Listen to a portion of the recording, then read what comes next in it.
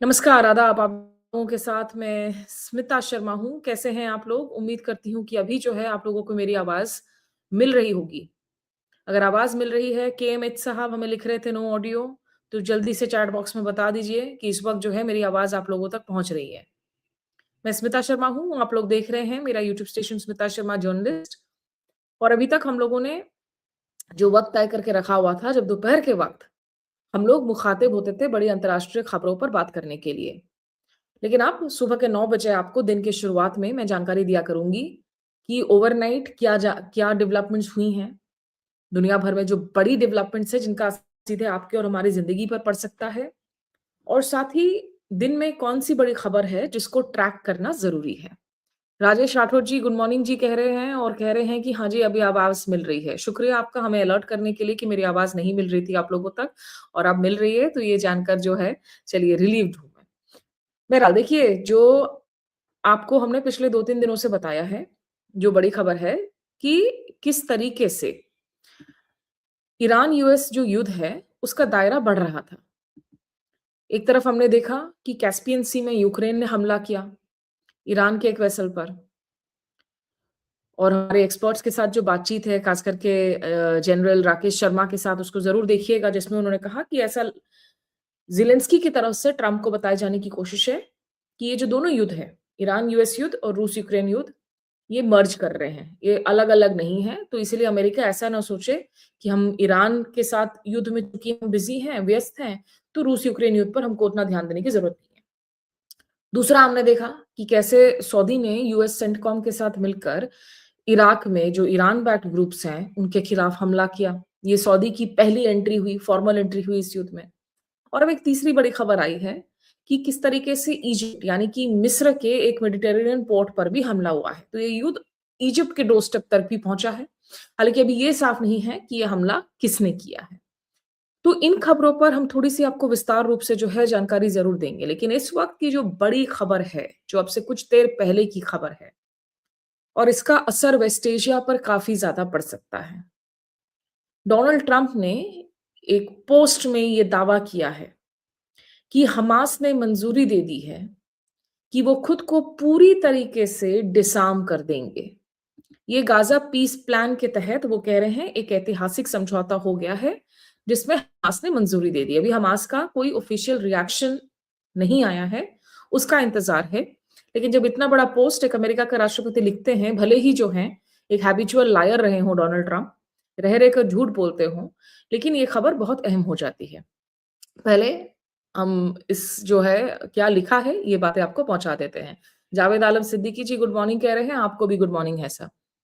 ये देख लीजिए, डोनाल्ड ट्रंप ने लिखा है कि today the board of peace reached a historic agreement for the complete डिसआर्मामेंट of Hamas and all other armed groups in Gaza. This is a monumental step towards lasting peace and security. The agreement is a critical step towards Gaza finally being governed by a new Palestinian government that will work closely with the Board of Peace to help the Palestinian people. At the same time, Israel will have the security it deserves, with Gaza no longer used as a base for terror attacks. This is a major milestone in the implementation of the Trump 20-point plan. The agreement will be carried out in a carefully structured phase. As disarmament is completed, Israeli forces will withdraw, and the International Stabilization Force will work with the new Palestinian police force to take responsibility for Gaza being safe for its residents and all its neighbors. आप लोगों को याद दिला दे कि जो Gaza piece plan है, ये एक 20 सूत्रीय प्लान है, जिसको आगे बढ़ाया है डोनाल्ड ट्रंप ने। इसको यूएन का समर्थन तो है, लेकिन ये यूएन के तहत बनाया गया एक पीस प्लान नहीं है। इसकी अगुवानी खुद डोनाल्ड ट्रंप करेंगे, और डोनाल्ड ट्रंप का परिवार इसमें बहुत ज्यादा इंटीग्रेटेड है, जिसकी वजह से बहुत विवाद बार बार खड़ा होता है कि जब इतने फिलिस्तीनी मारे गए हैं गाजा में, जिस तरीके से नरसंहार देखने को मिला है इजराइल की तरफ से, क्या ये एक शांति प्लान है? क्या ये एक रियल एस्टेट प्लान है, जहां डोनाल्ड ट्रंप के दामाद जारेड कुशनर आकर बिल्डिंग्स डेवलप करेंगे? वो बता रहे हैं कि कैसे स्काई राइजेस बनाएंगे, और डोनाल्ड ट्रंप की एक बड़ी स्टैचू बनाई जाने की बात हो रही थी। लेकिन अब डोनाल्ड ट्रंप ये कह रहे हैं कि हमास कंप्लीटली डिसआर्म करेगा और एक फ़िलिस्तीनी सरकार यहाँ पर काबिज़ होगी। अब फ़िलिस्तीनी सरकार से जो गाज़ा पीस प्लान है, उसके तहत यही कहा गया था कि ये एक टेक्नोक्रेट सरकार होगी। एक नई प्रोसेस है, जिसमें एक्जिस्टिंग पॉलिटिशियंस हिस्सा नहीं होंगे। तो एक तो उस पर भी जो है, एक बड़ा विवाद है कि भई ये सरकार में नुमाइंदे कौन होंगे? ये लोगों की जगह जो है, अमेरिका तय करके आखिर क्यों बिठा रहा है? और इस पोस्ट में डोनाल्ड ट्रंप ने आगे ये भी कहा है कि इस पूरी प्रक्रिया में मध्यस्थता जिन देशों ने की है, वो बेसिकली हैं इजिप्ट, कतर और तुर्की। तुर्की की याद हो कि अर्डोगान की एक बहुत अहम भूमिका रही है सीरिया में, जहां आज जुलानी काबिज हैं सत्ता पर और वो नेटो समिट के दौरान मौजूद भी थे। तो अनथिंकेबल था कि एक आतंकी अमेरिका का और अमेरिका के मोस्ट वांटेड लिस्ट में, जो संयुक्त राष्ट्र से लेकर नेटो की समिट में शिरकत कर रहा है और इसीलिए बहुत तारीफों की पुल बांधी थी डोनाल्ड ट्रंप ने अर्दोगान की। तो अब तुर्की, कतर हमेशा से मीडिएशन के रोल में रहा है वेस्ट एशिया में, इंटरलोक्यूटर के रोल में दोहा में। इनफैक्ट तालिबान के साथ भी जो बातचीत हुआ करती थी दुनिया में, पाकिस्तान, तालिबान, अफ़गानिस्तान, तालिबान, इन सब के लिए वेन्यू जो है वो दोहा हुआ करता था। और इजिप्ट, जो ओरिजिनल वेस्ट एशिया के जितने भी लड़ाइयाँ हुई हैं, पीस प्लान्स हुई हैं, उसमें हमेशा से मिस्र की भूमिका रही है। और आपको हमने बताया कि कैसे मिस्र के एक मेडिटेरेनियन पोर्ट में भी जो है हमला हुआ है, जिससे युद्ध का दायरा बढ़ चुका है। तो ये एक बहुत बड़ी खबर इस वक़्त आ रही है वेस्ट एशिया से, जो अगर सही में आगे चलकर इसको लागू किया जा सके, तो डोनाल्ड ट्रंप कह रहे हैं कि हमने एक अंतर्राष्ट्रीय स्टेबलाइज़ेशन फ़ोर्स बनाया है। इंडिया ने देखिए गाज़ा पीस बोर्ड जॉइन नहीं किया गया है। गाज़ा पीस बोर्ड की साइनिंग में एक अपना नुमाइंदा ज़रूर भेजा था। पाकिस्तान ने जॉइन किया है, कुछ और अरब स्टेट्स हैं जो इसका हिस्सा हैं और इन देशों को बाकायदा एक पैसा देना होगा, इस पीस बोर्ड को, इस इंटरनेशनल स्टेबलाइज़ेशन फ़ोर्स के लिए। और ये भी सवाल उठ रहे थे कि ये पैसे क्या ट्रंप के परिवार में ही जाएँगे? क्योंकि ये कोई यूएन लेड बॉडी नहीं है। यूएन अप्रूव्ड बॉडी है लेकिन यूएन लेड नहीं है। लीड इसको ट्रंप के परिवार वाले जो हैं ज़बरदस्त तरीके से करेंगे और ट्रंप के एडमिनिस्ट्रेशन के लोग करेंगे। तो इसीलिए ये जो है कि आपको हम आपको याद दिला दें कि जहाँ तक देखिए हमास का सवाल है, हमास का इतिहास काफ़ी पुराना है। हमास का आपका जो जन्म है, वो एक ये क्योंकि वेस्टर्न वर्ल्ड, कुछ मुल्क हैं जो इसको आतंकी संगठन मानते हैं। भारत ने अभी तक ऑफ़िशियली हमास को आतंकी संगठन नहीं डेज़िग्नेट किया है।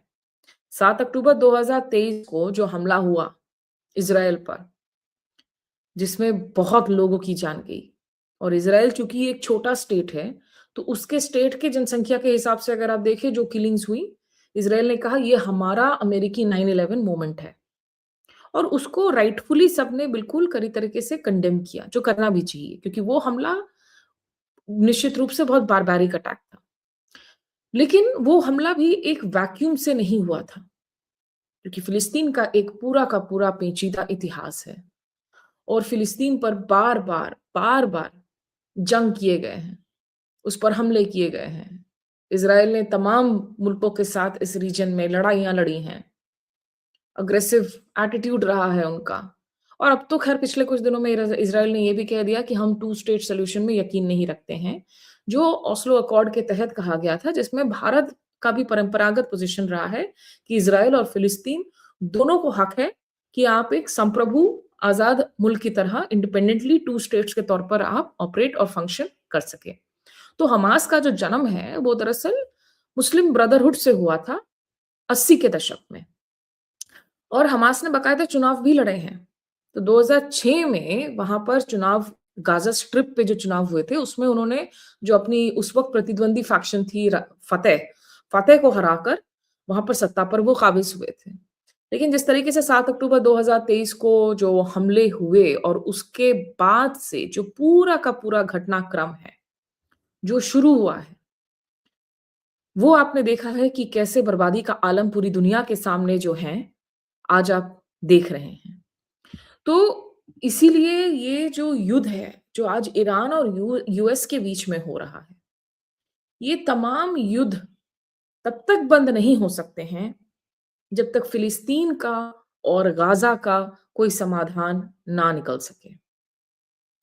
घूम फिर कर सारी चीज़ें जो हैं, फिलिस्तीन में लौट जाती हैं और इसीलिए ये खबर बहुत ज़रूरी है।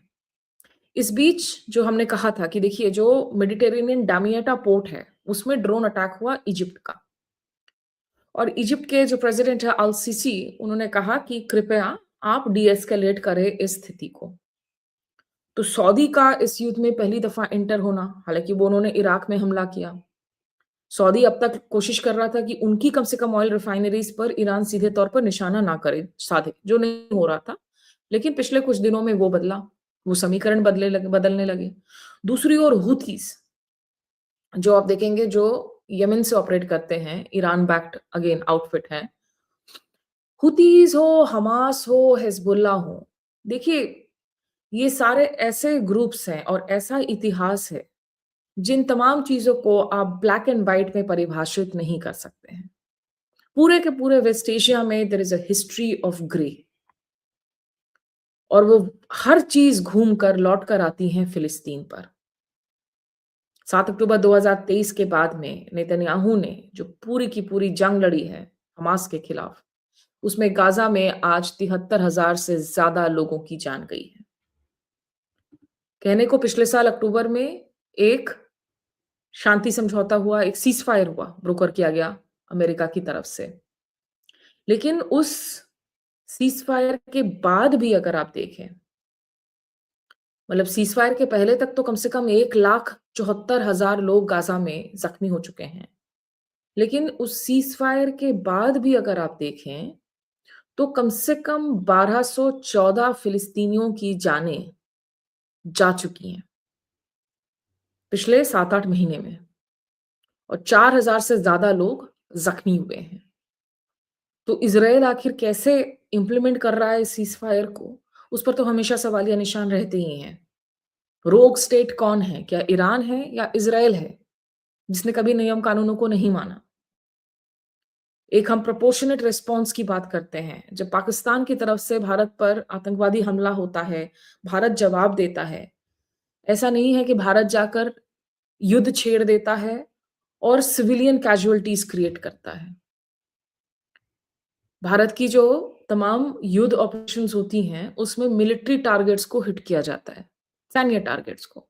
क्योंकि जब आप जंग भी लड़ते हैं, तो उसमें स्टैंडर्ड ऑपरेटिंग प्रोसीजर्स होते हैं, कुछ अंतर्राष्ट्रीय नियम कानून होते हैं।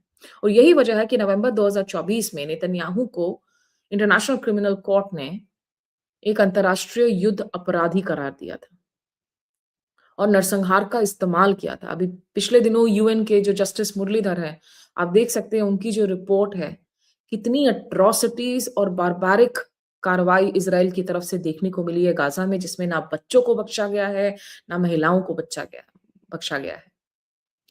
तो इसीलिए इजिप्ट जो ये हमास के साथ हुई समझौते में एक मुख्य मीडिएटर का रोल निभा रहा है, तुर्की और कतर के साथ में।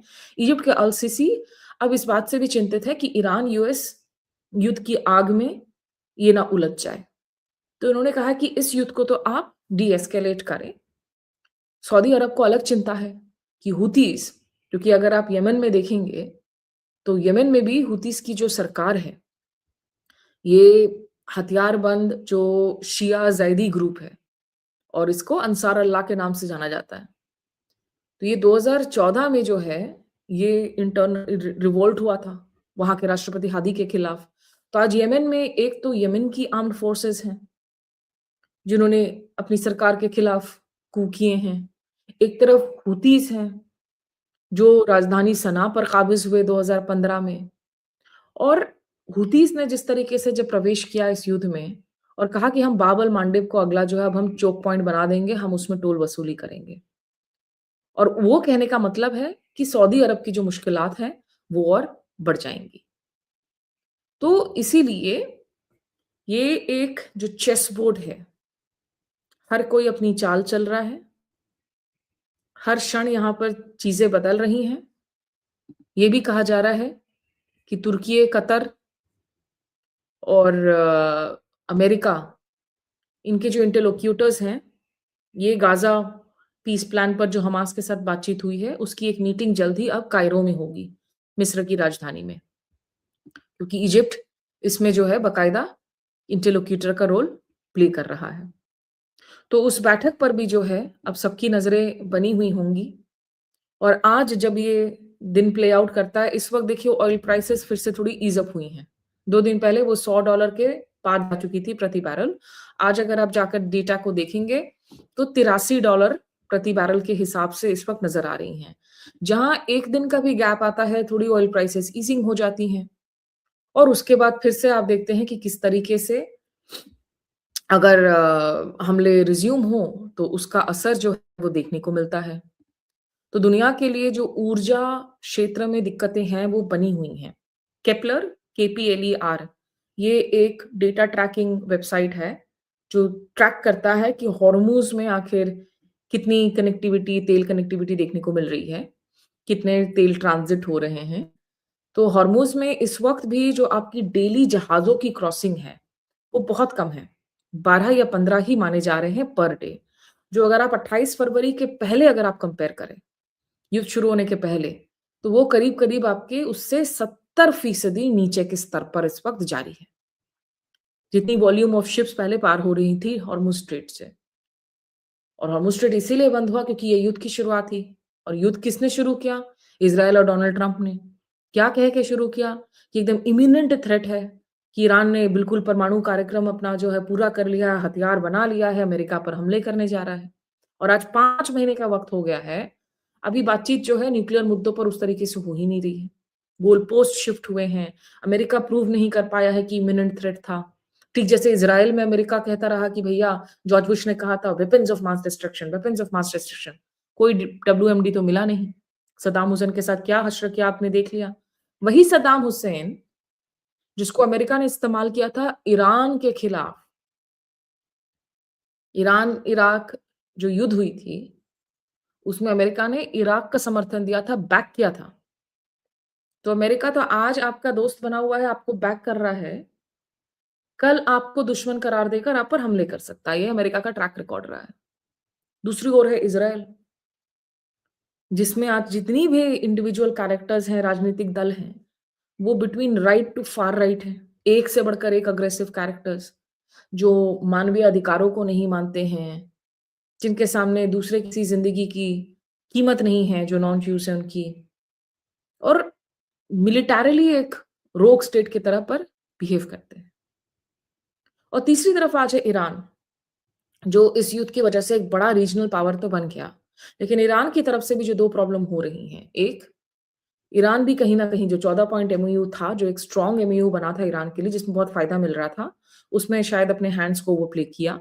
और दूसरा आज ईरान के अंदर जो सोच है, कि भई कूटनीतिक रूप से बात करके कोई फ़ायदा नहीं है, अमेरिका से और इज़राइल से तो ख़ैर करना ही नहीं है, क्योंकि हमने जब-जब बात की है तब तक धोखा हुआ है।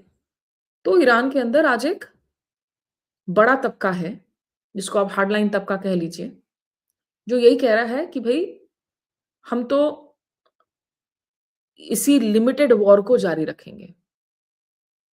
रह रहकर हम अपनी क्षमता दिखाएँगे, अपनी ड्रोन स्ट्राइक करेंगे, अपनी बैलिस्टिक मिसाइल स्ट्राइक करेंगे और अमेरिका की मेनलैंड पे नहीं कर सकते हैं, तो अमेरिका की जो बेसेस हैं, खाड़ी अरब देशों में, उन पर हम करेंगे। और इन्हीं वजहों से जहाँ डोनाल्ड ट्रंप अपनी स्ट्रैटेजी आज एक गुस्से और ईगो के पॉइंट से बना रहे हैं, ईरान ज़ीरो ट्रस्ट के पॉइंट ऑफ व्यू से बना रहा है और दूसरे एलाइज़ अब अपने-अपने सुरक्षा को प्राथमिकता देना चाह रहे हैं। ओमान चाह रहा था कि एक क्षेत्रीय मैकेनिज़्म बने हॉर्मुज़ पर मैनेजमेंट के लिए, जिसको ईरान ने नकार दिया है। और उधर सऊदी अरब ने कहा है कि अब हम एक सुरक्षा गठबंधन बनाएँगे रेड सी पर, ताकि हूतीज़ जो हैं वो बाब अल मांडेब को चोक ना कर दें। और ये माना जा रहा है कि करीब-करीब 50 देशों को उन्होंने न्योता भेजा है, जिसमें पाकिस्तान, बहरीन ये तमाम देश शामिल हैं, कि कैसे इन जहाज़ों को आप बाब अल मांडेब भी जो चोक पॉइंट ना बने, जो डोनाल्ड ट्रंप ने कोशिश की थी हॉर्मुज़ में हम एक पुलिसिंग, एक साझा पुलिसिंग हम एक मैकेनिज़्म बनाएँगे, जिसको खुद यूरोपियंस ने, जापान ने, उनके एलाइज़ ने जो है उन्होंने इनकार कर दिया। तो अब सऊदी की कोशिश है कि रेड सी पर जहाज़ों की सुरक्षा के लिए एक इंटरनेशनल फ़ोर्स बनाया जाए, उस बाबत कदम उठाई जा रही हैं। तो ये तमाम डेवलपमेंट्स हैं, जिन पर नज़र बनाए रखना ज़रूरी है, जिनको समझना ज़रूरी है, क्योंकि इंटरनेशनल रिलेशंस में आज कोई भी अकेला साइलो में नहीं रहता है। सब कहीं न कहीं जुड़े हुए हैं, इंटरकनेक्टेड हैं। आज जापान में क्या हो रहा है, इसका असर भारत पर पड़ता है, भारत में क्या हो रहा है, इसका असर अफ़गानिस्तान में पड़ता है। तमाम चीज़ें जो हैं, वो लगातार होती हैं और इसीलिए ये कुछ बातें आप लोगों को कहनी थी। आप लोगों में से जो ऑडियंस जावेद आलम सिद्दीकी जी कह रहे हैं, सौरभ शाही जी को भी बुलाया करिए। जी, सौरभ शाही जी का दरअसल एक एक्सक्लूसिव एग्रीमेंट है रेड माइक के साथ में, तो इसलिए मैं उनको परेशान नहीं करती हूँ। और चुलबुल Pandey ji, thank you so much आपकी काइंड शब्दों के लिए कि आपको हमारा जर्नलिज़्म पसंद है। तो बाकी जो भी लोग राजेश राठौर जी जुड़े हैं, जावेद आलम जी जुड़े हैं और माफ़ी चाहूँगी कि शुरू में ऑडियो की जो दिक्कत हुई, लेकिन अभी के लिए बस इतना ही। आप लोग जुड़े रहिए, एक अच्छा फ्राइडे आप लोगों का बीते और थोड़ा-सा रेस्ट के लिए वक़्त मिले, लेकिन दुनिया की जो परेशानी है, they are far from over लेकिन अगर ये जो पीस डील है, if it goes through, Hamas अगर डिसआर्म करता है, देखना पड़ेगा कि what is the give and take, उनको क्या मिलेगा, बिना कुछ मिले तो ऑब्वियसली वो भी ऐसा नहीं करने वाले हैं। वो डिटेल्स अवेटेड है, उस पर एक विस्तार से बातचीत आज या कल के अंदर आप लोगों तक ज़रूर पहुँचाऊँगी। और हाँ, इस हफ्ते का जो फॉरेन पॉलिसी डायलॉग जो हमारा अंग्रेज़ी पॉडकास्ट है, उसमें बात कर रहे हैं हम ड्रोन्स पर कि कैसे ड्रोन्स दुनिया भर के युद्ध क्षेत्र, रण क्षेत्र की पूरी जो तस्वीर है, उसको बदल रहे हैं। तो वो आप संडे को देखेंगे एपिसोड, लेकिन पिछले जो एपिसोड्स हैं एम्बेसडर राकेश सूद के साथ, ईरान के परमाणु कार्यक्रम, उसके इतिहास, उसके आज, उसकी पेचीदगियों को लेकर और उसके पहले पूर्व राष्ट्रीय सुरक्षा सलाहकार एम्बेसडर शिवशंकर मेनन पर ग्लोबली जो आज जितनी उथल-पुथल है, इसमें चीन और अमेरिका के रिश्ते, भारत की पोज़ीशन क्या है, उन एपिसोड्स को अगर आप अंग्रेज़ी में कंफर्टेबल हैं, तो ज़रूर जाकर देखिए, डिटेल बातचीत है, आप लोगों को ज़रूर अच्छा लगेगा। और जहांगीर आलम कह रहे हैं कि बैंगलोर से देख रहे हैं आप, बहुत शुक्रिया। नुसरत फ़ातिमा कह रही हैं, great analysis. Thank you so much Nusrat. तो आप लोगों का हमेशा की तरह शुक्रिया। Have a great day. नमस्कार, आदाब।